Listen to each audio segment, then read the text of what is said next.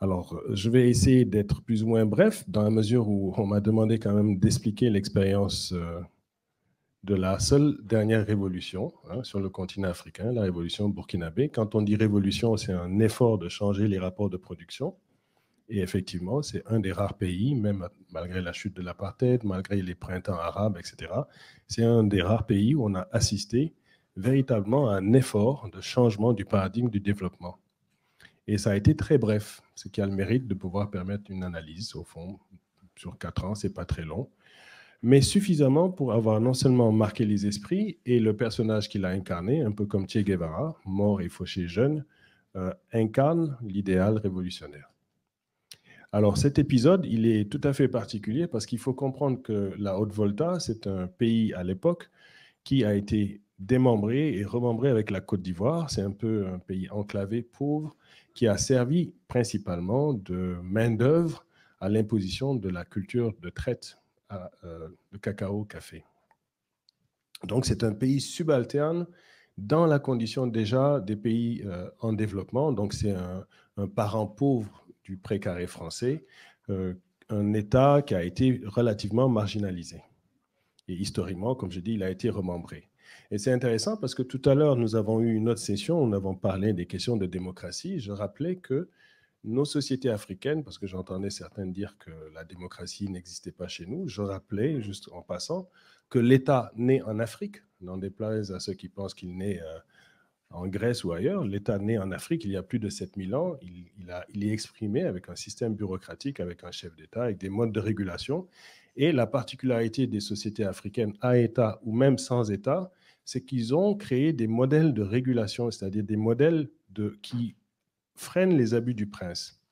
Et donc, dans le cas du Burkina Faso, l'ancienne Haute-Volta, l'empire Mossi, le Moronaba, qui n'est pas l'empereur de ces sujets, qui n'est que celui qui représente l'univers, et donc une sorte de monarque, il a un exercice démocratique qu'aucun monarque ne fait. Tous les jours, il selle son cheval et il quitte.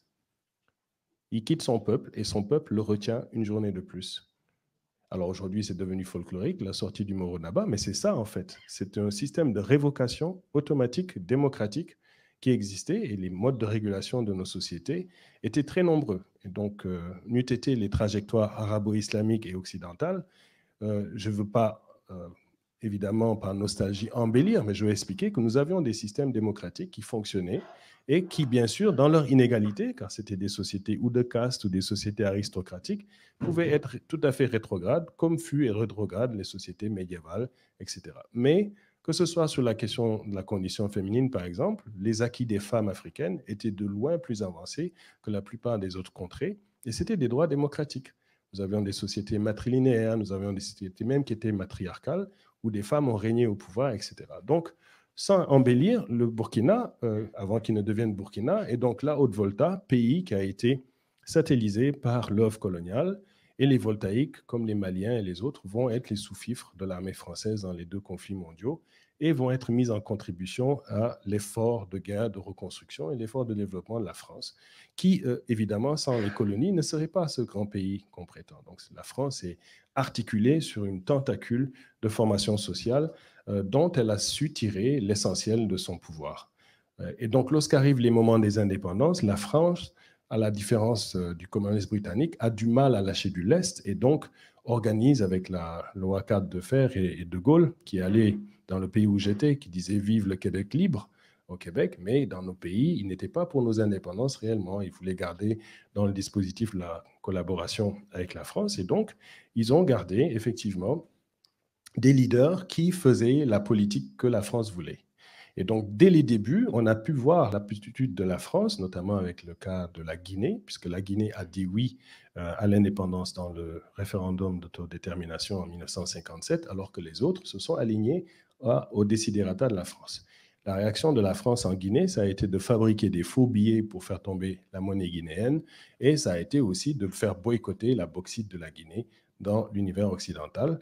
Et c'est ainsi que le Canada, le Québec, a acheté à un vil prix la bauxite guinéenne, qui tombait bien, puisqu'au Québec, la révolution tranquille commençait, et c'était l'anarchement des rivières, et on a pu faire l'hydroélectricité et vendre de l'aluminium l'aluminium. Les grandes firmes comme Alcan, comme Reynolds, les premières grandes multinationales, ont pu acheter la bauxite de Guinée à très bas prix. Donc, c'est juste pour vous dire que ce qu'on vit aujourd'hui est un long processus dans lequel la Haute-Volta n'était qu'un petit maillon absolument insignifiant par rapport à une Afrique dite utile. Donc, les travailleurs voltaïques allaient travailler surtout en Côte d'Ivoire dans l'économie de plantation. C'est un pays qui, quand il arrive aux indépendances, un certain Maurice Yaméogo, qui est pincé en nuit de noces avec une jeune de 19 ans, je pense, à Copacabana, et qui se fait renverser dans ce régime. Il va y avoir une succession de coups d'État, mais à mesure qu'on avance, on voit au niveau du leadership des gens qui sont plus éveillés au niveau du politique. Et lorsque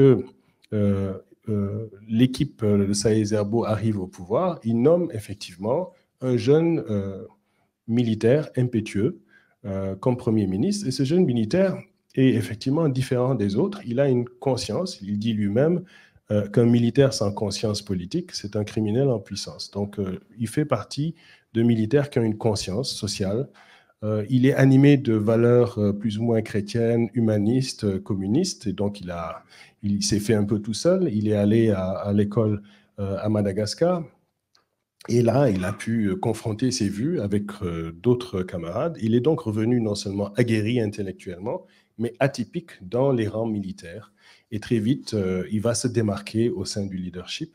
Et c'est ainsi qu'il sera remarqué par ce régime. Mais évidemment, comme il avait un franc-parler, il était plutôt impétueux, très vite, il s'est retrouvé en prison. Alors, son camarade, et plus que frère, avec lequel il a fait l'école à Madagascar, a organisé aussi les éléments de l'insurrection populaire, parce que les gens étaient mécontents, il était déjà populaire, et il va y avoir donc ce qu'on a appelé un coup d'État, qui était un coup de force, mais en même temps une insurrection populaire, pour le libérer et le porter au pouvoir.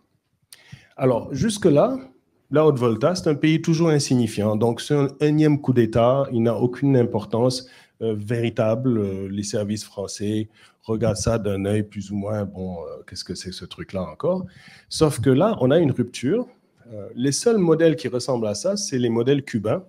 Donc, on voit une grande influence du modèle cubain, en fait, avec les CDR, des jeunes qui quadrillent avec un processus révolutionnaire, mais on voit une rupture. Déjà, dans les textes, au niveau doctrinaire, la déclaration du document d'orientation populaire est un document de réforme fondamentale. On voit qu'il va y avoir une réforme agraire, il y aura une redistribution en faveur des paysans, qu'il y a donc un niveau de vie qui va changer, que la petite bourgeoisie qui dispose des avantages ainsi que la moyenne bourgeoisie va se retrouver repoussée, qu'eux-mêmes vont se sacrifier comme classe politique en coupant dans leur salaire. Par exemple, les véhicules de fonction seront annulés, ils vont voir des petits véhicules qu'ils vont conduire eux-mêmes, et le train de vie va être immédiatement coupé. Alors, le changement le plus brutal, c'est vraiment au niveau de la condition des femmes, puisque la société entre-temps que je vous avais décrite dans les termes assez idylliques a eu le temps d'être remodelée au fil des siècles par l'islam, la chrétienté, la colonisation, et donc on a reformaté une société qui est hybride, la société coloniale est hybride, et dans cette société, les femmes ont perdu beaucoup. Et voilà, du coup, un type qui arrive et qui dit non seulement les femmes sont les égales des hommes, mais les hommes qui se disent égaux doivent, par leur comportement, changer leur mentalité, changer leur comportement. Donc, il décrète des gestes très symboliques, aller au marché, ce qui était dégradant pour les hommes. Donc, la semaine contre les maris pourris, où les mecs devaient aller avoir l'odieux d'aller à faire les courses devant tout le monde et voir quel est le coût de la vie, comment les dames se débrouillaient pour faire tenir un foyer. C'était une révolution. Et d'ailleurs, des années plus tard, vous voyez, c'est un des rares pays où vous voyez encore des femmes à moto, à vélo, alors que même dans les pays voisins, vous n'avez pas cette scène. Donc les femmes ont été très vite posées, et c'est ça qui est important dans la promotion des femmes et le changement des mentalités masculines, c'est que lorsque il y a des incitations sociales avec une ouverture politique, on voit la vitesse avec laquelle les femmes se saisissent des leviers de décision et participent plus rapidement à l'édification d'une société nouvelle. Donc, il y a eu un bouleversement vraiment qualitatif qui s'est passé et dont cet élément de la condition féminine était clairement un des facteurs marquants qui a amené immédiatement l'attention des femmes de la sous-région sur ce modèle. Les jeunes ont été très vite embrigadés dans le processus révolutionnaire D'abord dans les campagnes de reboisement, puisque l'écologie faisait partie de la stratégie dans un pays sahélien, il fallait rebâtir et même les étrangers, on leur demandait de planter des arbres lorsqu'ils passaient comme geste de contribution volontaire à l'édification de ce pays vert qui devait être construit. Et donc, la coopération internationale, qui est souvent mal nommée, a fait plutôt reflux. C'est-à-dire qu'au lieu d'assister le Burkina, les pays qui étaient au chevet de nos pays, qui vivent de nos misères, se sont retirés. Donc, pour leurs soins de santé, pour construire leurs infrastructures, ben, ils se retrouvaient avec les abonnés absents. Donc, le Burkina a dû refaire de lui-même, avec son peuple, l'essentiel des choses. La bataille pour l'autosuffisance alimentaire, personne ne pensait qu'il la gagnerait. Il l'a gagnée en l'espace de 2 ans. On a réussi à redresser l'équilibre vivrier du pays et même la FAO a dû reconnaître les satisfecits. Au niveau des vaccinations, ils ont mis l'armée et les forces de défense de la Révolution. On a fait les campagnes de vaccination commando et l'OMS a dû reconnaître que ce pauvre petit pays enclavé et vraiment pauvre a réussi à vacciner sa population alors que la plupart des pays africains avancés et même certains pays avancés n'avaient pas pu atteindre cela. Alors, ces petites réalisations qui, somme toute, peuvent paraître aujourd'hui insolites ou secondaires, elles détonnaient. Pourquoi elles détonnaient? Parce que, justement, l'ajustement structurel arrive dans une période qui est effectivement la fin du modèle d'endettement colossal. Les pays ont passé 20 ans à payer des dépenses d'infrastructure et se sont endettés. Alors, résultat, les pays africains, pour payer leurs dettes, ont été soumis à des exigences d'intégration dans l'économie mondiale par les mesures ONI que tout le monde connaît aujourd'hui, celle du Fonds monétaire international et de la Banque mondiale, qui désengageait l'État de l'économie, coupait dans les dépenses sociales de l'État, donc santé, éducation, etc., pour payer la dette, libéraliser, donc privatiser les services publics au privé et mettait tout dans le marché et coopter la société civile qui devenait l'enclave donc de courroie de transmission du néolibéralisme qui se mettait en place. Ça, c'était l'ambiance qu'il y avait dans tous les pays de la sous-région et évidemment qui n'avait pas lieu au Burkina puisque le Burkina allait dans la trajectoire différente de la mondialisation. Donc, il était absolument impossible d'avoir une oreille attentive des pays occidentaux sur ce pays-là qui, au début, comme je l'ai dit, était insignifiant, mais tout d'un coup, devenait intéressant idéologiquement. Donc, il s'agissait d'arrêter le modèle avant qu'il n'aille trop vite. D'autant plus que les jeunes de la sous-région et les jeunes du Burkina commençaient à découvrir par séduction le caractère absolument rapide de ce développement. Alors, ce développement, c'est quoi? C'est un développement autocentré. Un développement autocentré, c'est lorsqu'on compte sur ses propres forces, lorsque on rompt notre dynamique de développement en soumettant notre marché extérieur à l'extraversion, on inverse cela, on va sélectivement emprunter des relations extérieures, mais qui sont cette fois-ci subordonnées à l'intérieur. Donc, on fait un marché intérieur de biens de consommation de masse. Ça veut dire quoi? Ça veut dire que vous devez produire des produits du Burkina et vous devez d'abord les consommer au Burkina. Donc, ça oblige à recréer un système industrieux, de recréer un système d'artisanat, de créer une autosuffisance alimentaire et diversifier pour que le marché soit quand même produit et qu'il y ait une stratégie de plein emploi. Alors ça, on a toujours dit que ce n'était pas possible, oubliant que les États-Unis eux-mêmes ont fait ça, avec le boycott du thé de Boston. L'Allemagne a fait ça, avec les Landers et leur système. Ça, ce n'est pas des pays socialistes, je le rappelle. Le Japon a échappé de la périphérisation de la même façon, avec les stratégies de Litz. La Suisse, même, en amont et en aval des agricultures, on a construit cette agriculture, l'autosuffisance. Ensuite, on a développé des niches au niveau donc, des secteurs industriels, la confiserie, etc. Donc, ces modèles qui ne sont pas des modèles socialistes, évidemment, on peut surtout donner l'exemple de la Chine, qui était le modèle autocentré par excellence, qui a su alimenter sa population et ensuite moderniser son système industriel. Et vous voyez le résultat. Il faut dire que la Chine est différente des pays africains. Elle a été freinée dans son développement à une certaine époque. Elle n'a fait que reprendre, évidemment, certains éléments de ses capacités. Mais toujours est-il que ce développement autocentré était donc incompatible avec l'ajustement structurel qui était l'air ambiant de la mondialisation. Donc Thomas Sankara ne verra pas la période de 1989 qui est l'accélération. Pourquoi accélération? Parce que c'est la chute de l'apartheid, la perestroïka et la glasnost en 1989. Et donc, à ce moment, on n'a plus la guerre froide. Et là, le néolibéralisme a les coups des franches pour accélérer la cadence que je viens de décrire. Donc, lui, il vit de 1984 à 87 une expérience, au début strictement locale, qui va évidemment poser des contradictions, puisque quand vous faites ces genres de mesures, la petite bourgeoisie, ceux qui avaient les privilèges, se sentent mal. Il donne l'exemple, lui, par son train de vie, mais ça ne veut pas dire que les autres, ils sont contents.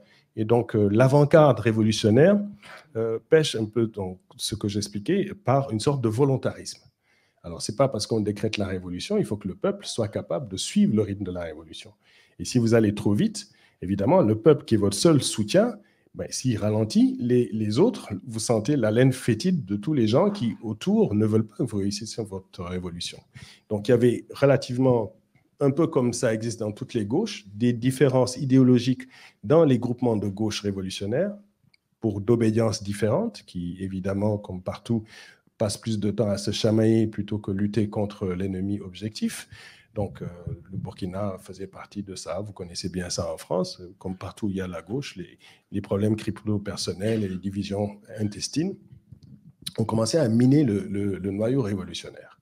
Mais c'est plutôt les tendances bourgeoises au sein de certaines de ces factions et l'appel de plus en plus intéressé des forces néocoloniales qui se remettaient en place. Et donc, Compaoré, Lingani et Zongo, qui étaient en fond, si vous voulez, les trois mousquetaires, lui étant d'Artagnan. Hein, donc, ces trois mousquetaires ont commencé à fomenter, en fait, des stratégies de rupture avec le régime de Sankara. Alors, ce régime, il s'est montré très vite extrêmement incisif sur la coopération internationale. Donc, son soutien à la lutte contre l'apartheid a été sans compromis. Vous vous souvenez probablement des relations acrimonieuses avec Mitterrand lorsque Mitterrand a reçu Peter Botha, mais parce que la France soutenait l'apartheid, comme la Grande-Bretagne, comme la plupart des gens.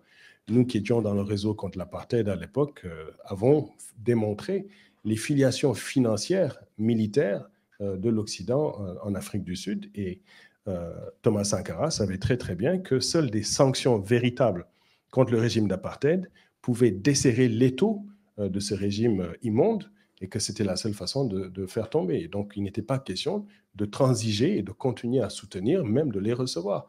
Lorsqu'on interdisait le vin sud-africain, lorsqu'on allait jusqu'au boycott sportif, on ne pouvait pas recevoir le chef d'État d'un pays d'apartheid. Donc, c'est sûr que ce qu'il avait dit franchement n'a fait que révéler, en fait, le hiatus de plus en plus grand qu'il y avait entre son régime. Mitterrand, n'oubliez pas, c'est un socialiste, hein, donc en principe, il est ouvert aux valeurs que j'ai... En fait, il est censé promouvoir ces valeurs. Mais là, il était en contradiction puisque ça venait heurter le dispositif structurel de la France. Et donc là, quelques mots sur le dispositif structurel de la France. Quand j'expliquais ce que Foccart et Copin ont fait dans le cas de la Guinée, je ne suis pas venu là pour tourner le fer dans la plaie, mais les pogroms français, que ce soit au Cameroun, à Madagascar, faits avec des suppléances et des supplétifs africains, c'est de légion. Donc c'est documenté. On sait comment la France peut être autant la France des Lumières, liberté, égalité, fraternité, qu'elle peut développer des exactions et des pillages. Donc cette relation, Mitterrand disait qu'il allait la changer. Et Thomas l'a pris au mot. Il l'a pris au mot en disant, ben oui, mais justement, ça tombe bien, nous, on est en train de changer. Est-ce que vous allez nous suivre? Alors, la première réponse est arrivée très rapidement sur la question de la dette, où Thomas voulait créer un front d'opposition au paiement de la dette. Car objectivement, la dette, on l'avait déjà payée. On l'avait payée plusieurs fois. En fait, c'est à nous qu'on doit. D'accord? Mais il fallait qu'on la paye. Donc, on ne parle pas de réparation de l'esclavage, on ne parle pas de réparation de la colonisation, on parle de l'argent contracté pour édifier un modèle néocolonial de croissance qu'on n'a pas choisi. Et on s'est endetté pour ça. Donc, cet argent, en fait, on ne le devait plus. C'est une dette odieuse. Mais il fallait la payer. Alors, Sankara dit, on ne la payera pas. Mais c'est sûr que si je suis le seul à dire qu'on ne la payera pas, ben je ne serai pas là au prochain sommet, dit-il à ses collègues africains, et qui ont tous applaudi. Mais au fond, en applaudissant, parce qu'il leur a dit, si vous avez les moyens de payer, allez à la Banque mondiale et payez. Et aucun n'avait les moyens de payer. Tout le monde a dû emprunter pour payer. Et lui n'empruntait pas. En disant, on va compter sur notre propre force, on va serrer nos ceintures, mais on va y arriver, parce qu'on va changer le niveau de vie de nos masses. On va relever le niveau des masses laborieuses. Donc, ce n'est pas du champagne pour quelques-uns, c'est de l'eau. Et l'eau, dans le Sahel, c'est la chose fondamentale. Alors, vous qui êtes dans des sociétés où le développement est avancé, évidemment, l'eau, ça vous paraît comme quelque chose voilà, d'accessible. Mais l'eau, c'est le développement. Quand vous arrivez et que vous ouvrez un robinet, vous laissez couler l'eau, vous brossez les dents, hein, en train de vous brosser, ah, j'ai un petit bouton là, vous regardez le bouton sur le miroir, vous êtes en train de vous raser chez les messieurs ou les dames, etc. Cette eau qui coule, cette eau qui est si vitale, qu'on prend pour acquise, le développement signifie que quand elle rentre dans les égouts et qu'elle va dans les égouts, elle sera retraitée, d'accord, et qu'elle revienne dans le système d'aqueduc. Quand vous urinez, c'est cette même eau qui rentre, qui va dans les eaux usées, qui va être retraitée et qui revient dans le système d'aqueduc potable de la ville. C'est ça le développement. Pour ceux qui ne comprennent pas ce que ça veut dire. Ça veut dire que l'eau que quelqu'un a bu vient de quelqu'un d'autre qui l'a bu avant lui. Le développement, c'est ça. Alors lui, il dit, ce développement, non seulement il est encore calculé dans notre pays, non pas par seulement l'accès de l'eau dans un rayon de 7 km, et on le calcule par le nombre de nourrissons qui est capable de vivre de 0 à 1 an. Combien d'enfants sur 1000 qui ont accès à cette eau vont survivre? C'est par cela qu'on indique vraiment clairement le niveau de développement. Alors, c'est clair que lui, il dit, mais moi, ma priorité, ce n'est pas du champagne pour quelques privilégiés, c'est que tous les gens aient accès à cette eau qui soit potable. Et je veux que notre peuple ait accès à cette eau. Et pour cela, il faut que nous fassions, nous qui sommes dans les classes privilégiées, fassions le sacrifice pour que les masses laborieuses aient accès à cette eau. Donc, évidemment, vous voyez, pour dire en quelques mots, il ne pouvait pas être en accord avec la mondialisation en train d'arriver. Et il s'est très rapidement aliéné des ennemis dans ce complot. Et donc, le jour du complot, en fait, il s'était déjà déroulé un bon trimestre dans lequel des tracts incendiaires, insultants, faisaient de plus en plus surface, la zizanie au sein du noyau dirigeant. Mais on a aussi les preuves d'allées et venues de forces libériennes dans la sous-région, des gens qui voulaient faire un renversement de coup d'État au Libéria. On voyait le bruit de bottes aussi d'agents des services occidentaux. Donc, vous voyez effectivement une agitation de déstabilisation dans déjà cette période-là.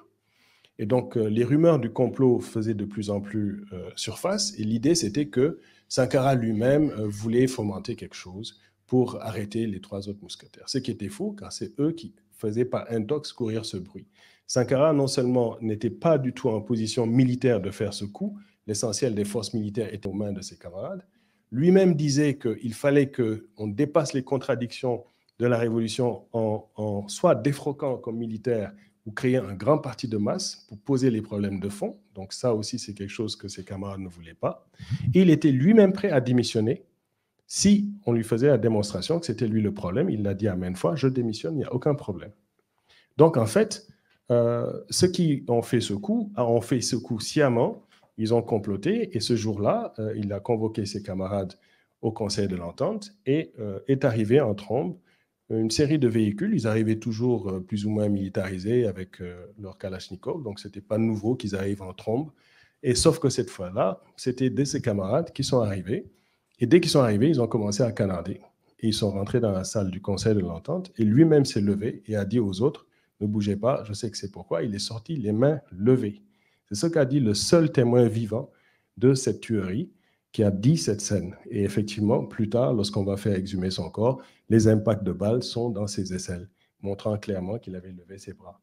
Donc, il a été lâchement assassiné, ainsi que la plupart de ses camarades dans la salle, et l'autre est passé pour mort parce qu'il était couché dans le sang des autres.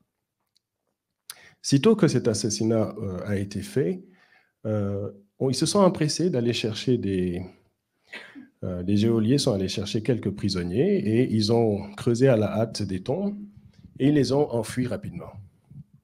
Et là, avec la stupéfaction, on a vu Blaise apparaître. Donc Blaise n'était pas mort parce qu'ils étaient comme voilà, un duo. Il était indemne et c'est eux qui revendiquaient la rectification de la Révolution.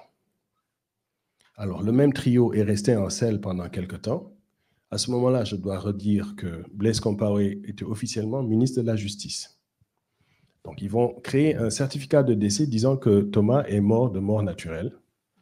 Ce certificat a duré jusqu'en 2006, lorsqu'on a pu le faire rectifier, et avec 12 autres personnes en même temps. Hein. Et donc, ce qui semble être complètement odieux, mais ils ont mis des médecins militaires pour signer ça.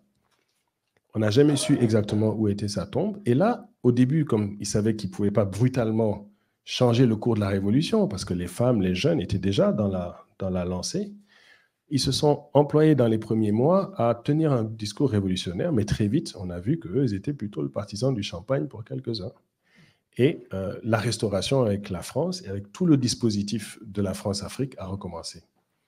En l'espace de quelques années, Blaise Compaoré a réussi à supplanter Houphouët-Boigny, qui était donc l'agent de la France-Afrique dans la sous-région, en devenant lui le nouveau parrain de la France-Afrique. Ça a pris du temps, mais il a réussi. Il a réussi en rentrant dans les mesures d'ajustement structurel de la Banque mondiale, du Fonds monétaire et de la France, qui l'ont évidemment soutenu financièrement comme le modèle à suivre. Et qu'est-ce qu'il va faire? Avec les avocats canadiens, ils vont faire la réfection des codes miniers. Donc, c'était revoir le dispositif de souveraineté sur nos ressources naturelles. Dans le cas du Burkina, c'était principalement les mines d'or. Là, on ne parle pas d'orpailleurs, on parle de firmes multinationales qui vont obtenir à des prix défiant toute concurrence l'accès à nos ressources. Et donc, du coup, les pays africains qui avaient gagné dans la première partie de leurs indépendances des espaces de souveraineté se sont retrouvés à devoir brader leur économie à des prix vils avec des 4 à 7% de redevances sur leurs ressources.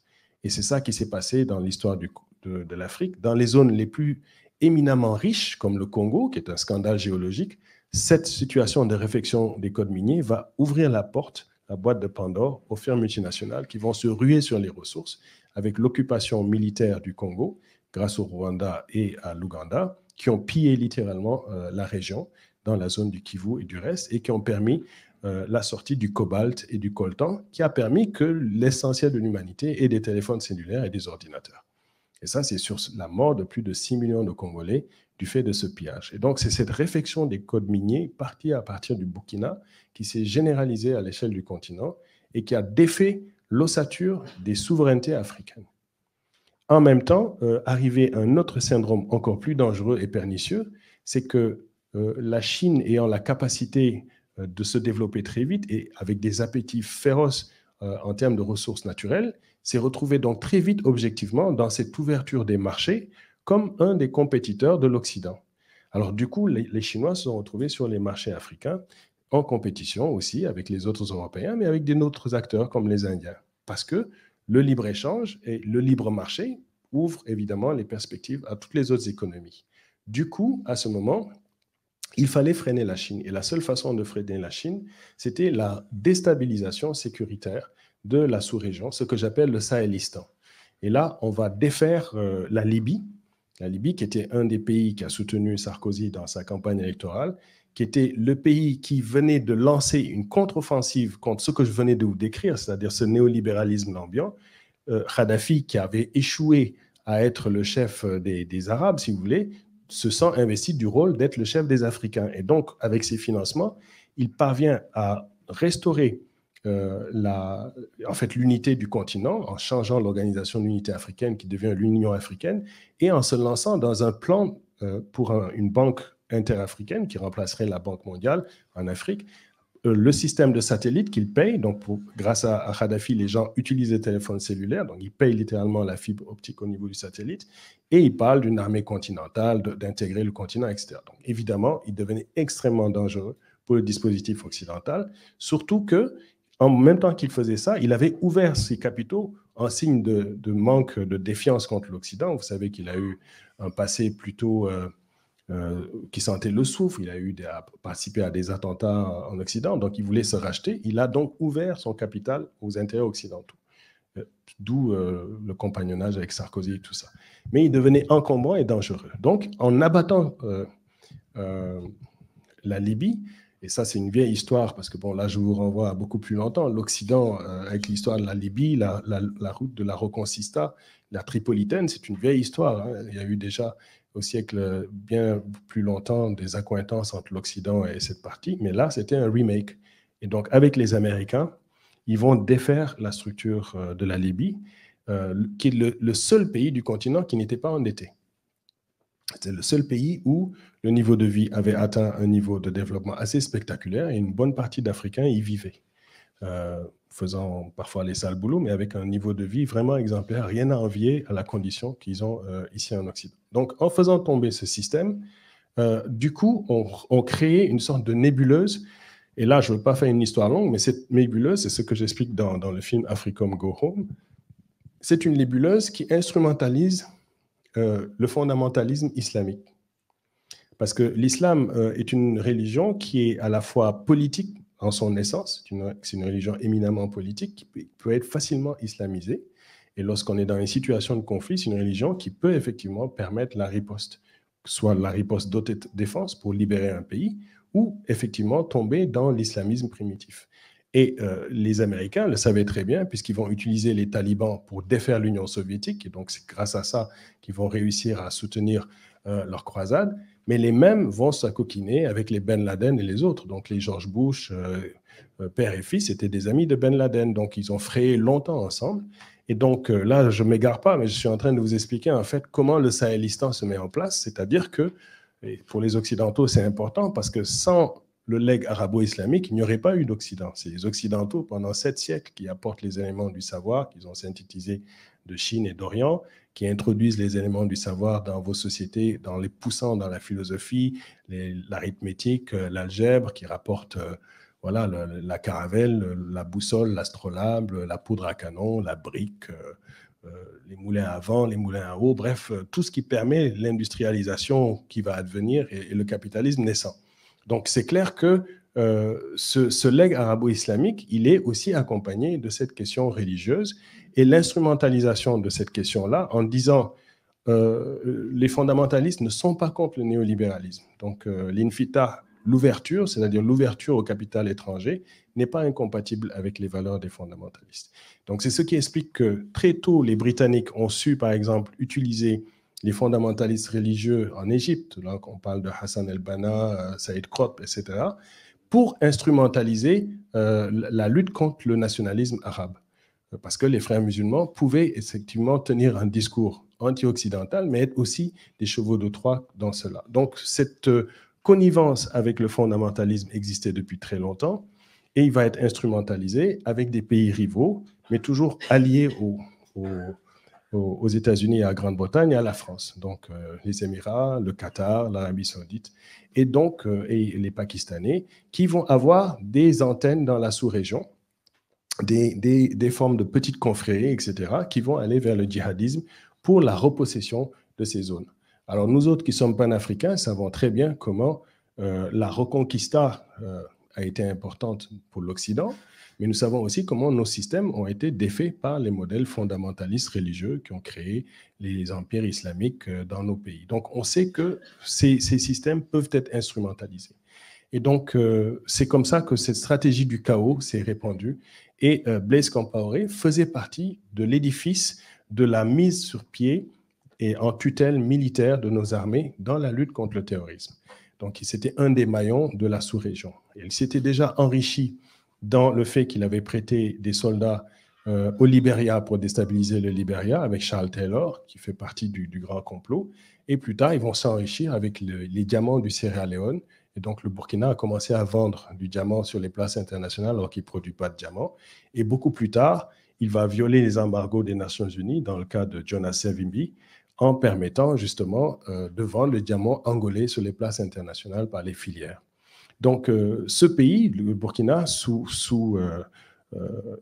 Blaise Compaoré, devient une pièce maîtresse du dispositif impérialiste dans la sous-région, français, américain, mais aussi dans la déstabilisation de l'Algérie, puisque c'est la question de l'Azawad et la création d'un État qui, je le rappelle, avait été proposé par un Français du nom de Houphouët-Boigny et Gaston Defferre à l'époque.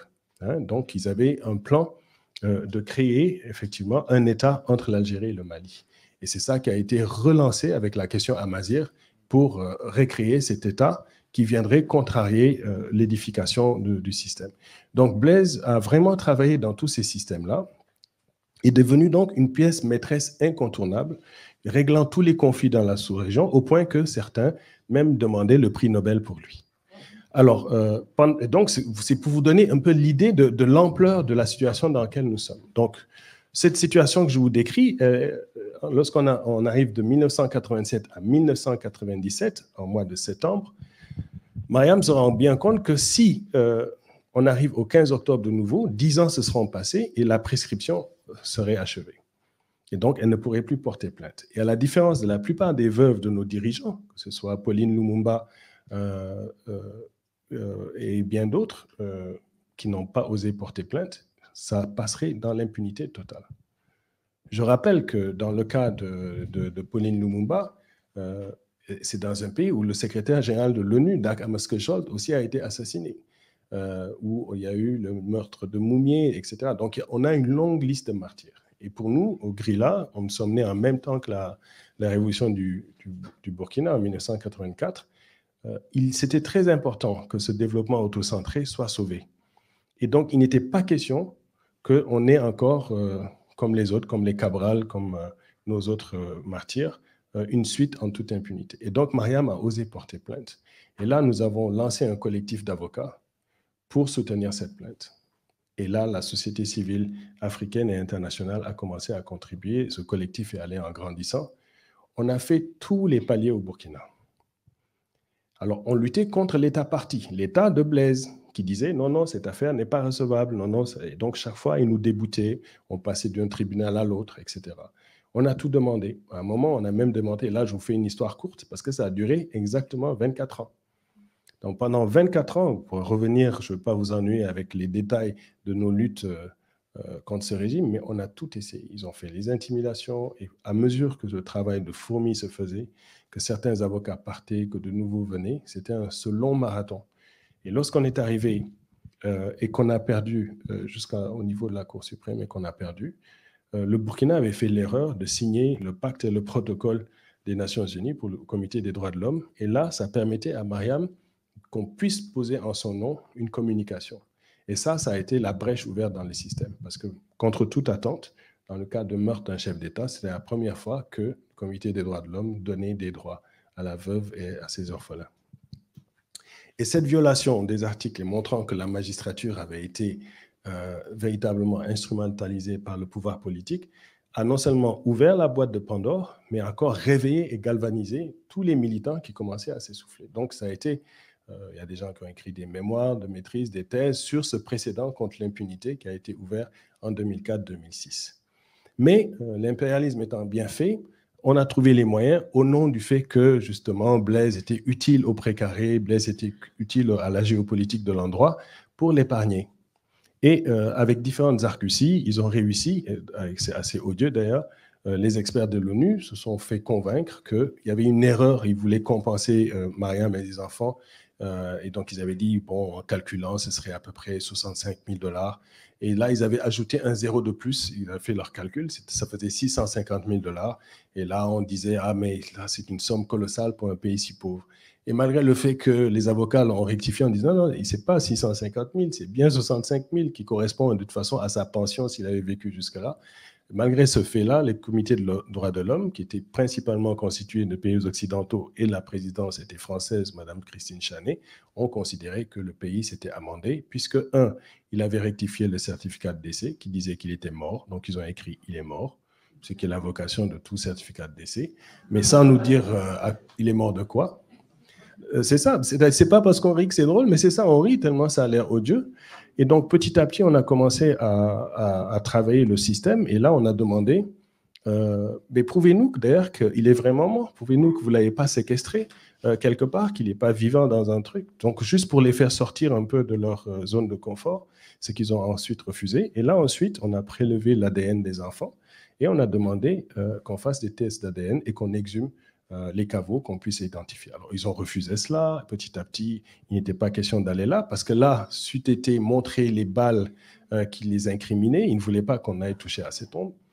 Mais tous ces efforts que je vous ai rapidement décrits, je m'excuse d'être long, ont quand même permis de mobiliser pendant des années non seulement une autre génération de Burkinabés qui n'ont pas connu la révolution que je vous ai rapidement décrite, mais qui ont, comme Sankara, une icône. Un peu comme on a Che en Amérique latine, Sankara est devenu une sorte d'icône, pas seulement pour les Burkinabés, mais pour plein de gens en Afrique qui enviaient le Burkina pour Sankara, parce qu'il incarnait ce genre de leader qu'on n'avait justement pas.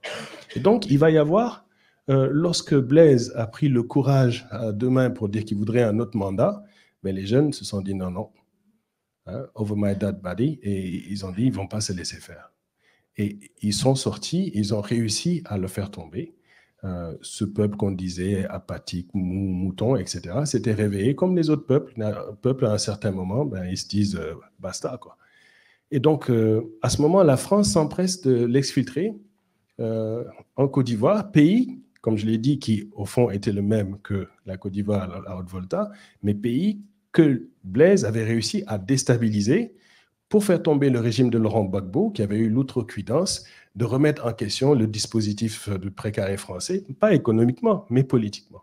Et donc, c'est Blaise Compaoré qui va soutenir les forces vives, donc Guillaume Soro et en fait Ouattara, pour ce coup, qui était un coup absolument ignoble, où on a sorti Manu Militari, le président Gbagbo, on l'a envoyé à la haie, on l'a accusé de tout, et il a été, comme vous le savez, absous 10 ans plus tard de crimes qu'on lui reprochait. Mais c'est grâce à cela que les multinationales du café cacao, qui soutiennent ce régime, ont permis qu'on ait en fait l'asile à Blaise Compaoré, qui, il faut le dire, est marié à une Ivoirienne. Donc du coup, il pouvait non seulement repartir la tête basse avec l'argent du pays, mais en plus, là, comme vous le savez, il va pouvoir normalement devoir comparaître.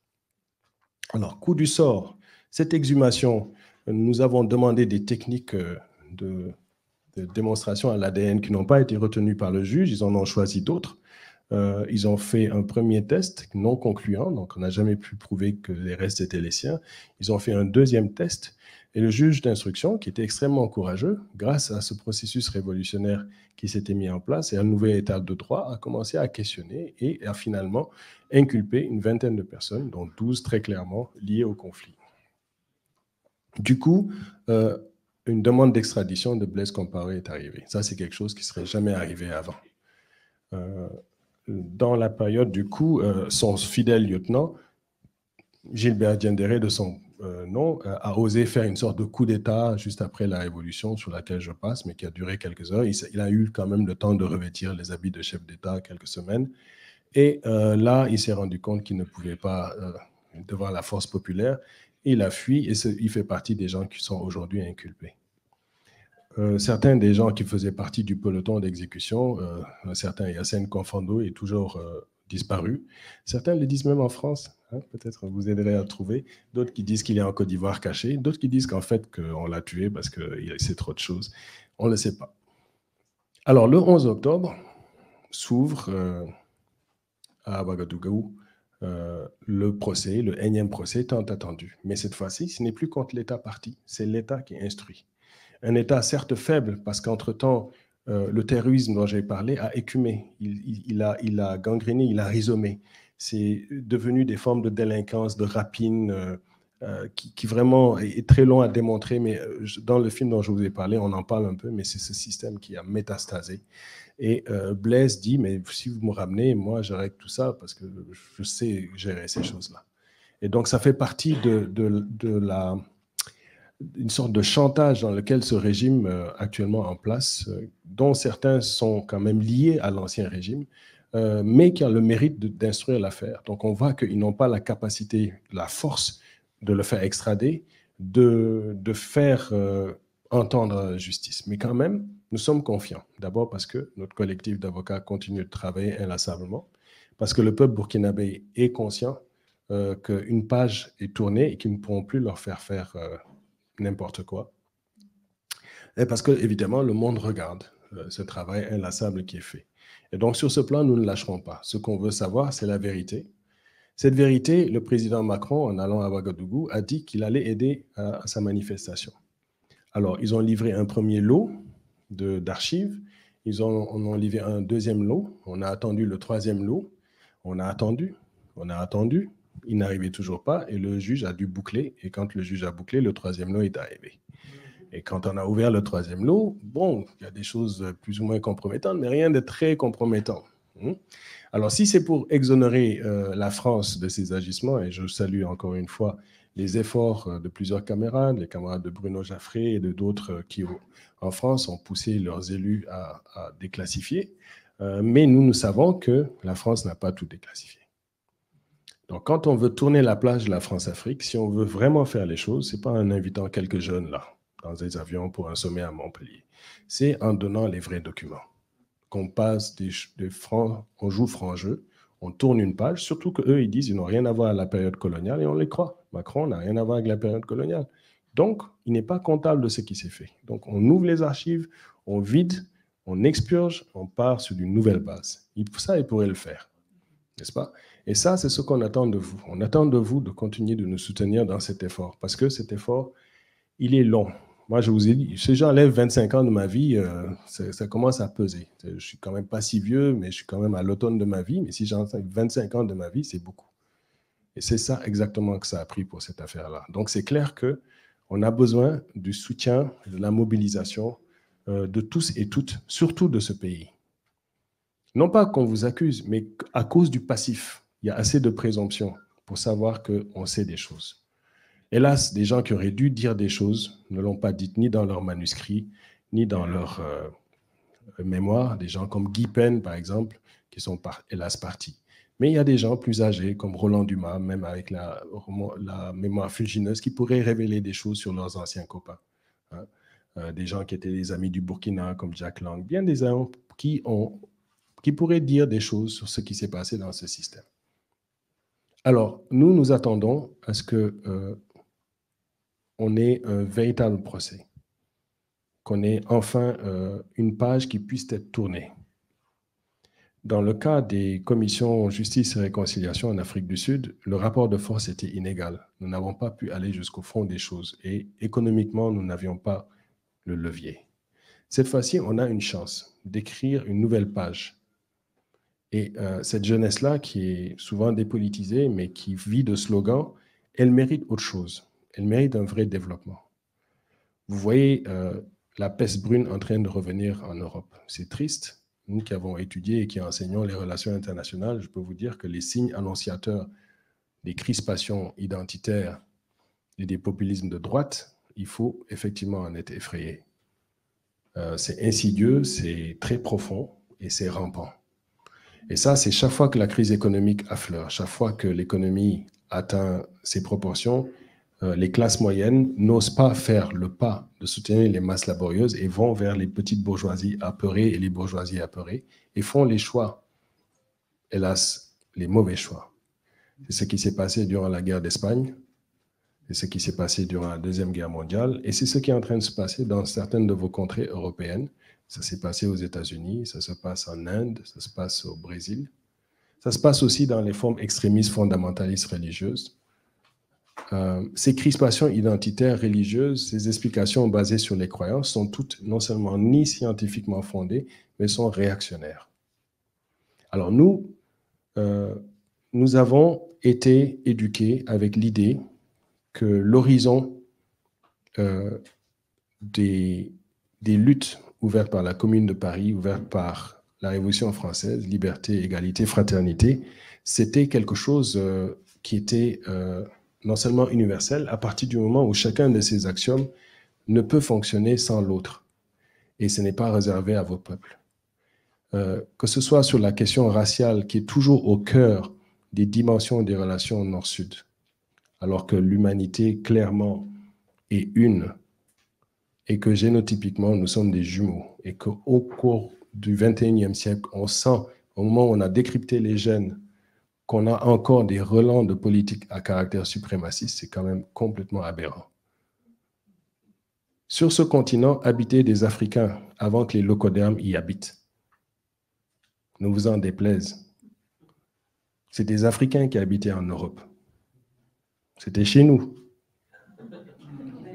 C'est ça, hein, on va se dire les choses comme elles sont. C'était des peuples négroïdes.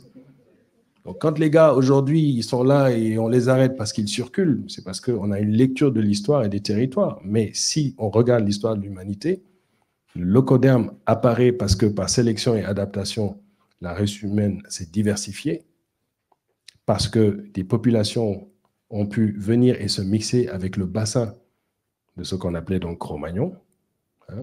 Et quand les Anglais découvrent ses ancêtres, ils voient avec stupéfaction qu'il était noir. Aujourd'hui, génétiquement, on le voit, il est noir, il a les yeux bleus, mais il est noir, le gars. C'est difficile. Et je vous rappelle que l'anglais montrait le Peter Down Man il n'y a pas si longtemps. En 1950, on disait l'ancêtre de l'anglais, ils avaient fait un faux. Alors, une mâchoire humaine avec une mâchoire d'ourang-outan. Ils disaient ça, c'est le Peter Down Man, le descendant des Anglais. Ça aussi, c'était faux. Donc, nous sommes un seul rameau. Mais la colonialité persiste, la question de la race persiste au XXIe siècle et contamine encore des relations humaines très simples qu'on pourrait régler. Mais pour ça, il faut avoir une ouverture d'esprit. Il faut que ce soit des gens comme vous. Et là, ils ne sont pas assez nombreux. Et c'est comme ça notre travail de fourmi doit continuer. Et donc, on demande votre solidarité. Cette question de la lutte pour l'atteinte de nos droits humains, pour que l'impunité cesse pour de bon, pour qu'il y ait de nouvelles relations apaisées entre l'Afrique, une autre Afrique, ce n'est pas l'Afrique que vous voyez, nous voulons une Afrique panafricaine, nous voulons un État fédéral un jour. C'est peut-être loin, mais c'est ça qui est notre espoir. Et avec ça, on va avoir des vrais sommets France-Afrique. On pourrait vous accueillir dans n'importe lequel de nos capitales, parce que nous aurions un État, nous aurions une monnaie, nous pourrions avoir des relations bilatérales. Non pas que vous cooptez certains de nos jeunes pour les amener ici pour reformuler votre politique. C'est ça que nous voulons. Et ce monde-là, nous savons que nous allons l'avoir. Nous allons l'avoir. Nous sommes convaincus. C'est peut-être une question d'une génération ou deux, mais nous allons vers cela. Et la variation de nos partenariats, ils sont nombreux. Et si la France n'est pas capable de développer un partenariat solide, différent du partenariat néocolonial, les Africains vont aussi trouver d'autres partenaires parce que c'est clair. Regardez ce qui se passe. Il n'y a personne qui parle de Popov chez nous, là. Vous avez en Centrafrique des Maliens qui sont prêts à l'étendre la main aux Russes. En plus, à des agents mercenaires pour extirper ce problème qui a été planté par les forces impérialistes dans nos pays. Vous vous rendez compte? C'est quand même le comble. S'il faut aller jusque-là, ben c'est ça. Il y a des gens qui sont prêts d'aller jusque-là. Alors, tout ce que j'essaie de dire, c'est que ce travail, et je m'excuse d'avoir été long, il est vraiment imbriqué sur plusieurs enjeux. Mais pour nous, tourner la page de l'impunité serait un des signes les plus patents d'une franchise et d'une sincérité française. Nous savons que nous n'avons pas mis nos camarades, nous souhaiterions l'avoir parmi vos dirigeants. Je vous remercie.